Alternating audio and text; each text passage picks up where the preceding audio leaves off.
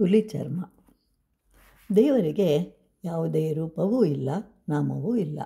ಆದ್ದರಿಂದಲೇ ಲಲಿತಾ ಸಹಸ್ರನಾಮದಲ್ಲಿ ನಿರ್ ಎಂಬ ಅಕ್ಷರದಿಂದ 60 ಮಂತ್ರಗಳಿವೆ.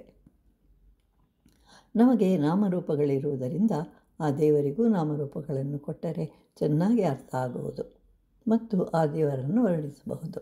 ಇಲ್ಲವಾದರೆ ವರ್ಣನೆ ಮಾಡುವುದು ಸಾಧ್ಯವಿಲ್ಲ. ಋಷಿಗಳು ದರ್ಶಿಸುವುದನ್ನು ನಮಗೆ ತಿಳಿಸಿರುವರು. ಶಿವನ ವಾಹನ ಎತ್ತು, ಪಾರ್ವತಿಯ ವಾಹನ ಸಿಂಹ. ಶಿವನ ಕೊರಳಲ್ಲಿ ಹಾವಿದೆ.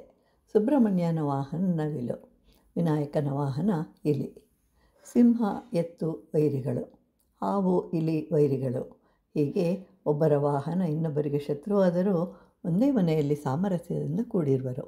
ಅಂದರೆ ಅದಕ್ಕೆ ಕಾರಣ ಶಿವನ ಸನ್ನಿಧಿಯಲ್ಲಿರುವುದು.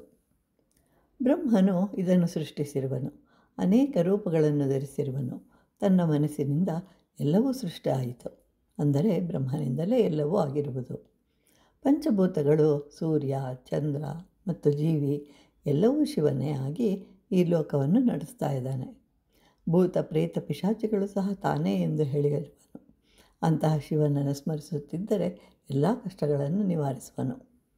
ಒಂದು ದಿನ ಪಾರ್ವತಿ ಪರಮೇಶ್ವರರು ಕುಳಿತಿರುವಾಗ ಶಿವನು ಪಾರ್ವತಿಯನ್ನು ಕಾಳಿ ಅಂತ ಹೇಳ್ತಾನೆ.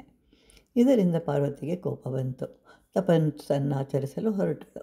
ಭಯಂಕರವಾದ ತಪಸ್ಸನ್ನು ಆಚರಿಸಲು ಹೋದಳು. 3 ವರ್ಷಗಳು ಕಳೆಯಿತು. ತಪಸ್ಸಿನ ಶಕ್ತಿಯಿಂದ ಅವಳ ದೇಹವು ಬಿಳಿಯ ಕಾಂತಿಯಿಂದ ಬೆಳಗಿತು. ಒಂದು ದಿನ ಹುಲಿಯೊಂದು ಪಾರ್ವತಿ ತಪಸ್ಸು ಮಾಡುತ್ತಿರುವಾಗ ಎದುರಿಗೆ ಬಂದು ಕುಳಿತಿತ್ತು. ಅದನ್ನು ತನ್ನ ಜೊತೆಯಲ್ಲಿ ಕರೆದುಕೊಂಡು ಕೈಲಾಸಕ್ಕೆ ಹೋಗ್ತಾಳೆ.